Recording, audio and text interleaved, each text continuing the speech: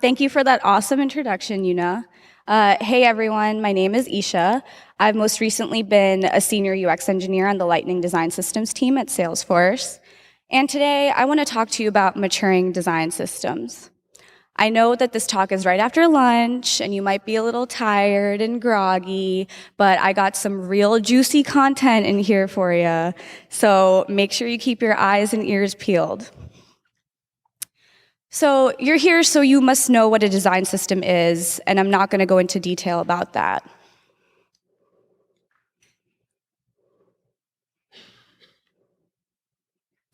Many of you may have recently set up your team or company's first design system, which means that you might have made an inventory of designs and patterns across your app.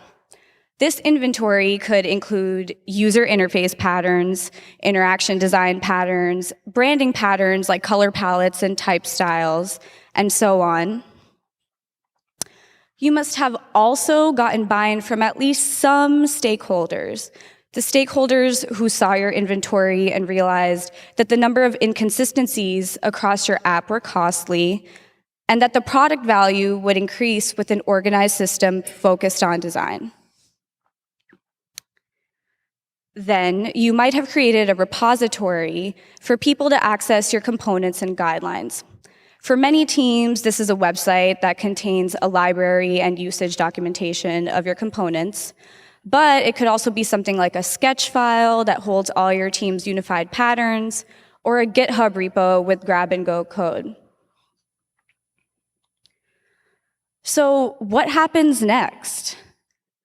What happens after you set up your first design system framework? As a design system matures, it needs a lot of love, and it needs that love in a lot more ways than you might anticipate. So, how many of you played with Tamagotchis in the 90s? I know, major TBT, but if any of you aren't familiar, the Tamagotchi was a handheld digital pet that you had to take care of in order to keep alive. So consider the Tamagotchi. You have to feed it, you have to give it training, you have to keep its stress levels low, you have to nurture it. And believe it or not, that's kind of what you have to do with your design system once you get it off the ground. You have to treat it like any other product, and you have to make sure you give it the attention it needs in all areas in order for it to succeed.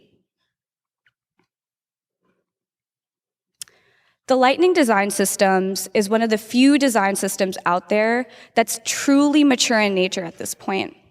It was launched back in 2015, and it has come a long way since then. I'm going to share some case studies about how we scaled the Lightning Design System. Just a disclaimer, the paths we chose to follow might not necessarily work for your system because every system is and should be different, but I do hope that they serve as points of inspiration. So over the past 3 years of building, launching, and keeping up with the Lightning Design System, the team learned to focus on certain key areas in order to sustain the design system as it matured. This is not a definitive order in which you just focus on these areas, but more so just the order in which they came to my head. But the different areas are maintaining components, adoption and implementation, support, documentation, tooling, and strategy and architecture. So when you first launch your design system, you will definitely find yourself building a lot of new components or UI patterns from scratch. This could range from something as simple as a button or something as complicated as a walkthrough modal. You may mostly be adding things to your system that are being implemented in your app for the first time. As your design system matures, however, a lot of your focus could end up shifting to maintaining those components that already exist. Of course, you may always be building, but the amount of building you do will most likely decrease, and instead you might find yourself adding variations or modifications to a lot of components you already have to make them more flexible. Building new one-off components is something that would not work for the Lightning design system, and I believe it's not what a design system should be about. Adding flexibility to your components ensures that your component library will scale and will be able to be used by a larger number of people. For the Lightning design system, we've focused on making sure our components are flexible by adding variants, states, modifiers, and examples to our base components. Variants are different versions of that component. States show what happened when you interact with the component. Modifiers are different style changes that you can apply to a component by adding a CSS class. And examples show how that component could be used out in the wild. These are all ways that we can update and maintain our components instead of having to create new ones for every little design change or for every little usage change. Next up, adoption. As your design system matures, you'll both want more and more people to start using it, while at the same time, more and more people will start using it on their own in their own ways.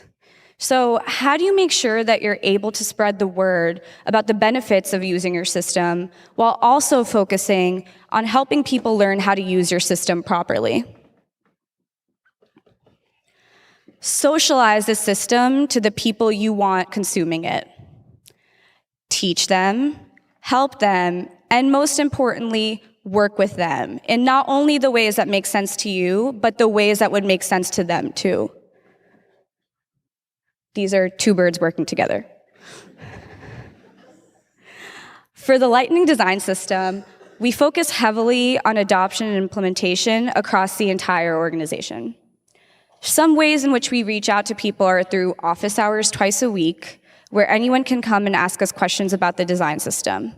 We also hold brown bag lunch meetings to teach people design systems basics. When I say these out loud, I feel like they're no-brainers, but there are a ton of people who don't realize how frequently you have to do this kind of in-person outreach with people to help, even just be there as sounding boards for them. Because we have 3 major releases a year, prior to each release, we have 2-week-long standards reviews where we watch out for patterns that deviate from what's already been established. We also watch out for new patterns that might come up. In our recent standards reviews, we saw an accordion component that was just slightly different each time from 4 different design teams that we were able to standardize for our system simply by having this platform and by having this conversation. Also, many times dev teams believe they need brand new components all the time. But in reviews, we find that their component can actually be constructed from smaller patterns that already exist. We give them guidance on pulling those patterns together, and sometimes we decide to create an example on our website just to showcase that example as well. All in all, we found it necessary to consistently work with people who would be consuming our product. And we found that the more our design system matures, the more we need to help the people who are actually using it in the ways that they're going to understand. And in the spirit of helping people, that brings me to the next area: support. Support for all of those people who are adopting this design system of yours. So Salesforce has historically made the promise to never break customers, but UI isn't the same as an API. So with the Lightning design system in the mix, that's just HTML and CSS. Talk about being both excited and scared to death at the same time. That was our team. Being adopted across the entire organization meant our internal devs were starting to be encouraged to begin to change their, pages that they made and their components, and to start adopting the Lightning design system markup. For the size of the company we are and the number of devs we have, this went surprisingly smoothly. Yes, we've definitely had teams that have resisted giving up UI control, but overall, Salesforce devs are more back-end and Java-centric. The large majority are self-confessed UI-phobic devs who are happy to pass on the responsibility to us. And in fact, some would like us to do their job in adopting Lightning for them. Each release, more and more of our pages are converted to Lightning, the ones that were previously just built on an older version of Salesforce, and the new ones are built directly from our blueprint. So, while office hours and standards reviews are great points of support contact for us, they're areas that are primarily under our control. Being a team that works on the internet means that people will use any and every avenue of the internet that they know to contact you the second something goes wrong with your product. And so, it's important to plan your support strategy before you need it. It might start off small, it might be manageable in the beginning, it might only be a few avenues to begin with, but what we've experienced as our design system has matured is an endless amount of support channels that we have to pay attention to. We have internal and external support channels to monitor, which include everything from Slack, Hangouts, HipChat, Twitter, two internal Salesforce social services called Chatter and Gus. We have, like I mentioned before, our support activities like standards reviews, office hours, and brown bags. We have an external open source GitHub repo and an internal GitHub repo. But when I say internal GitHub repo, I mean like 20 internal GitHub repos. And we also have a Salesforce-specific gamified learning system called Trailhead for getting started with our framework. Oh wait, and I'm forgetting email. There's obviously endless amounts of email on top of that as well. And this is a candid picture of me answering support emails like a week ago. So make sure you establish a system that makes handling your support easy. We've grappled with a support ticketing service similar to regular customer support and adding Slack bots to our Slack groups that can pull answers to questions from a database. This is something we're still working on, but definitely need to improve as we move forward. And next up, documentation. Documentation is extremely important as your design system matures. On the Lightning team, documentation is an area where we're severely lacking. And one of the biggest reasons why is because we were going so fast in the beginning and zipping through the building phase that docs got left for later. Guess what? When it comes to documentation, there is no later. Also, a hole that I've learned that a ton of people fall in is assuming that people will know how to use the thing they built right off the bat. For example, a component as simple as a button seems like a no-brainer, and you shouldn't have to teach someone how to use a button and when to use it. However, there are two different ways to implement a button, and the difference between those implementations matters a lot, especially for accessibility. Our team has been doing a ton of research and experimentation around how to make documentation contribution easier and more accessible for people outside of our immediate team. One group we wanted to make sure we could empower to add contributions was our design team. As an experiment, we made a separate GitHub repo called Guidelines, where designers could directly contribute documentation for their designs in Markdown. It was connected to our design system repo, so anytime a designer merged documentation per component, it would show up on the site for that component's page. Our struggle there was getting designers to feel comfortable using GitHub, and that became a huge learning opportunity for us. We're still trying to figure out what works best, but the point is to open avenues for anyone to contribute so that your core design systems team does not end up becoming a bottleneck for documentation. And next up is tooling. Focusing on tooling after your design system is taken off is a good step to ensure you're adding efficiency to your workflow. At first launch, it's common to just kind of throw things together and put something out there. But after you spend more and more time on it, you might want to start building or implementing some tooling to make sure you're not throwing resources towards tasks that could be potentially automated. This is a tool that our team built and uses for the Lightning design system called the Previewer.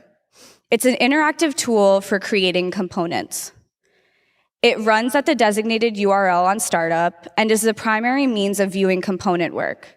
It live updates as you make changes. You can choose the component, variant, and modifiers to preview, as well as the background color and screen size. And it also previews our SAS docs. Using the Previewer has replaced using the actual website when viewing component-specific changes for us. That means we don't have to wait for the entire site to build and load every time we hit save while building components, and we can view all the different variants and states of the components side by side. It's helped us speed up development a ton and given us space to focus on just the components themselves while building. While building your own tools isn't necessary, it could help alleviate the workload. And looking into open source solutions for tasks you repeat frequently could be a really good idea too.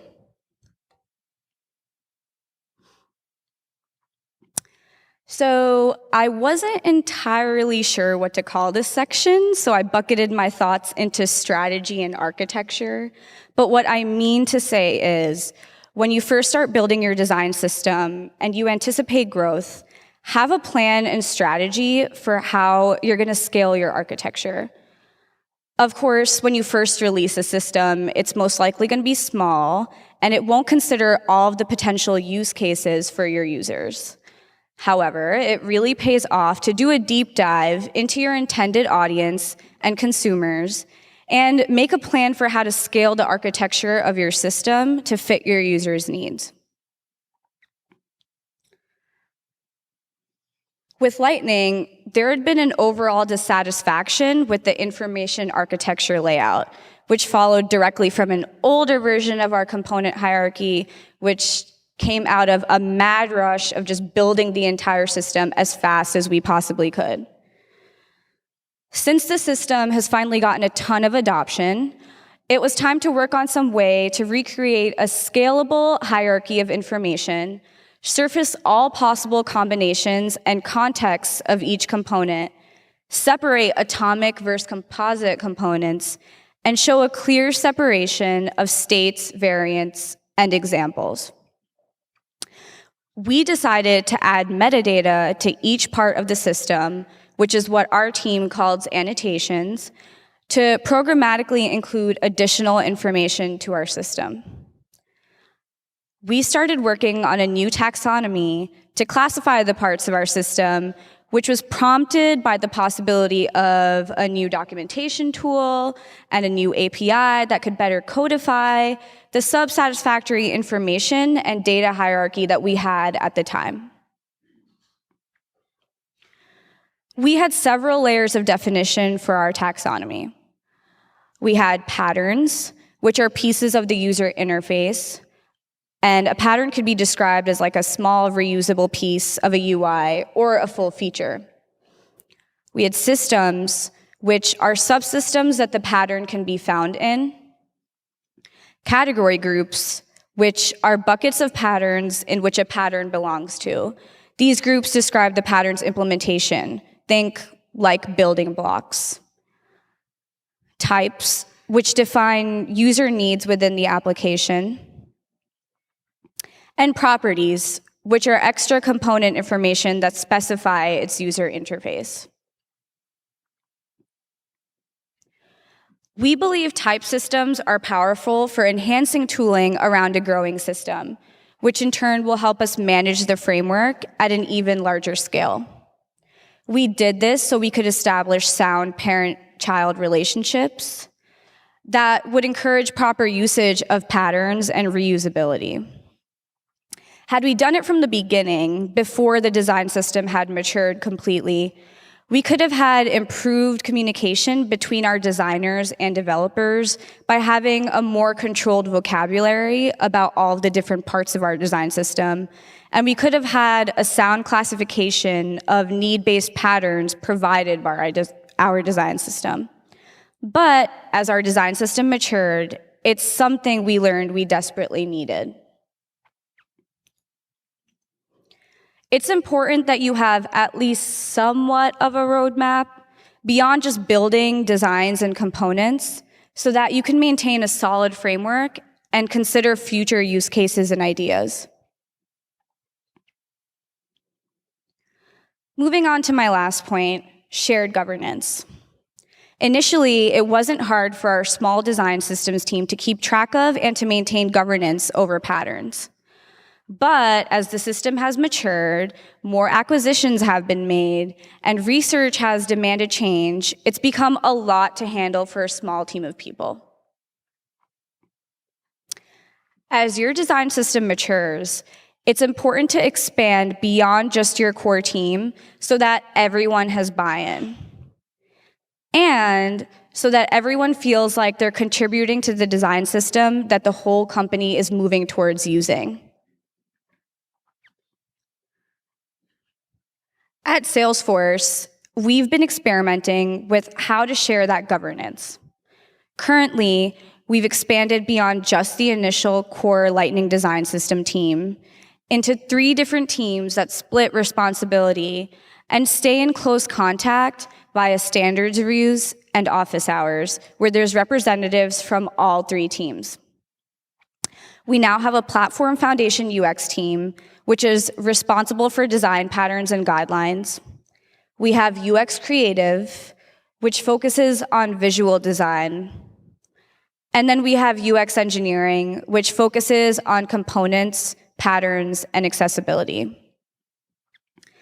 By divvying up the work between more people, each person has had more time to focus on what they're specifically best at. And it's given us a more clear path to scale. So I've told you a lot about what we have done and what has worked for us or where we might need improvement, but an area that's a huge question mark for us, where we're still really trying to figure out what the best option is communication. What is a good way to communicate changes that happen to your design system to all of your users? These changes can range from component additions to component updates to design modifications and beyond. We're still unsure of the best way to report those changes out to everyone who consumes our system. At Salesforce, not only do we support our internal product teams, but we also support external contributors as well. So how is it possible for us to just have one specific avenue of communication for this entire ecosystem of people that comes from all different places? One thing we've tried is automating release notes, but that hasn't scaled for us in all the ways we would have liked it to.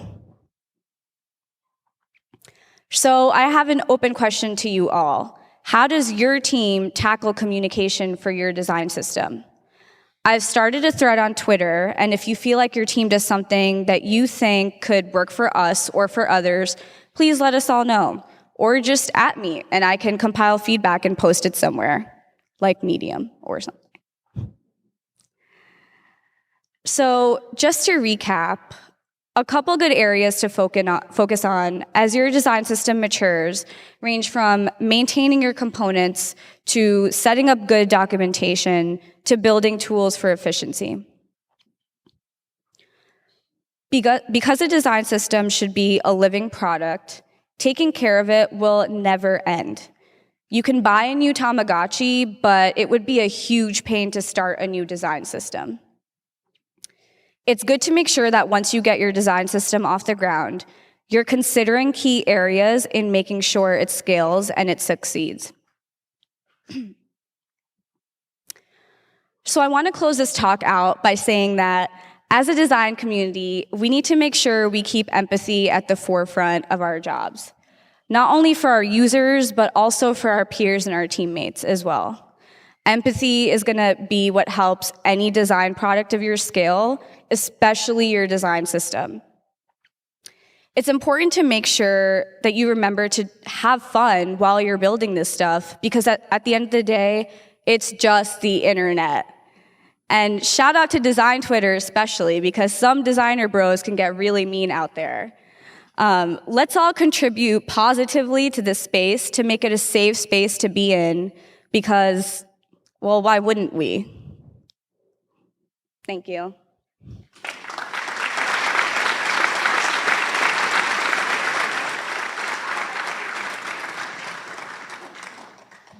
Thank you. Cool. So I have a couple of questions for you. Some are from Twitter, the internet, some are from me.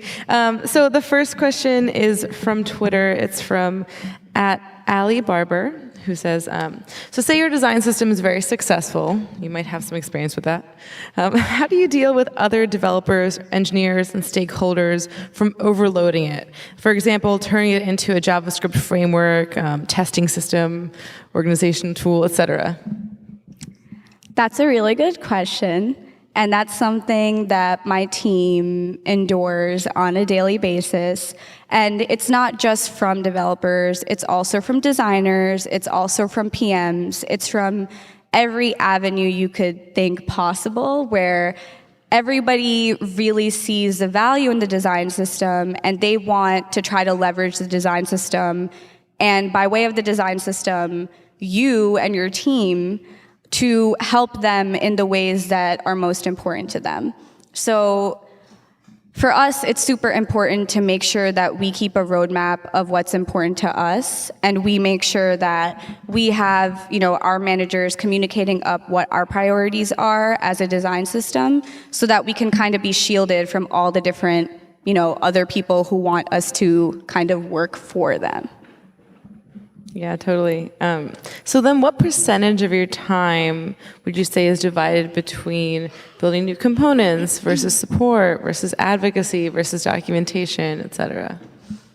Yeah, that's also a really good question, because that's something that our team is still trying to find the best answer for. But something that we've done right now, because our team is super, super small still, there's only like 6 or 7 of us, we kind of let whoever's best at whatever they're best at focus on that. So we have some people who are most passionate about building, they focus on building, while there's others who are more passionate about adoption and advocacy and support, and they focus on those avenues. Just so while our team is literally 6 or 7 people supporting like 30,000, we could keep our heads on our shoulders.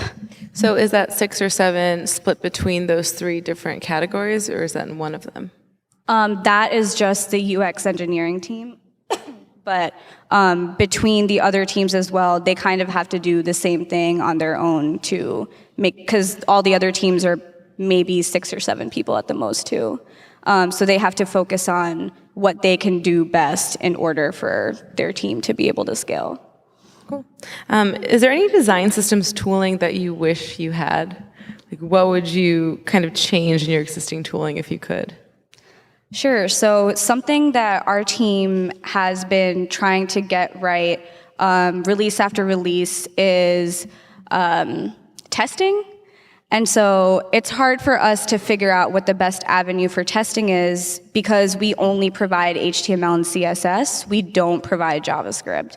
So there aren't that many tools out there. We are building some in-house, but it's an ecosystem that keeps changing with every version of React or whatever the next hot thing is. So it's been hard for us to get right, and that's definitely something we want to get right. So your team focuses right now on just providing HTML and CSS, kind of making it platform agnostic. Mm-hmm. Cool. So is there a lot of different frameworks being used within Salesforce and its applications? Yeah, because Salesforce is such a big company, and we make different acquisitions, and those acquisitions have their own tech stacks and stuff. We still support Angular teams, React teams. We're building our own in-house version of React. We have another a couple other in-house versions of JavaScript and Java while also supporting Java and JavaScript and everything. So it's important for us to stay platform agnostic as much as we possibly can. How do you deal with updating legacy code in those applications while building new designs and trying to update the design system at the same time? It's kind of like both ends. Yeah. How do we manage that? We try. We try to do our best, and we try to communicate, and we have those standards reviews. We have our office hours. We try to just do as much outreach as we can so that we're there for people when they have questions, so they don't resort to just doing things their way, but they kind of have people to help them. Yeah. Okay. So one more question from Twitter. Sarah Federman asked, in your talk, you said that automating release notes didn't scale for you. Where did it break down? Sure. So an area where it broke down for us was basically figuring out how we wanted those release notes to look for people so they could be consumable. We all started following patterns and conventions for writing clean commit messages and stuff that would end up compiling to clean release notes, but the way those release notes ended up looking for the user was not super consumable, and maybe more consumable for developers, but not consumable for designers. So we still don't know the best way to make it so that it works for both. Yeah, that makes sense. All right, last question. So you talked about expanding beyond the core team. How do you make people feel comfortable contributing back that aren't directly working on the design system? Sure. So one way we've found that people get excited about contributing is when they can directly contribute to our GitHub repo. So we do have some internal contributors who do make modifications or updates to components. There's also standards reviews where there's multiple people from multiple teams there who are open to giving feedback and their opinions on the way we do things. But generally, we like to make sure that we keep the conversation open with everyone so that if people do have any feedback, we can try to implement it the best we can. Awesome. Thank you so much.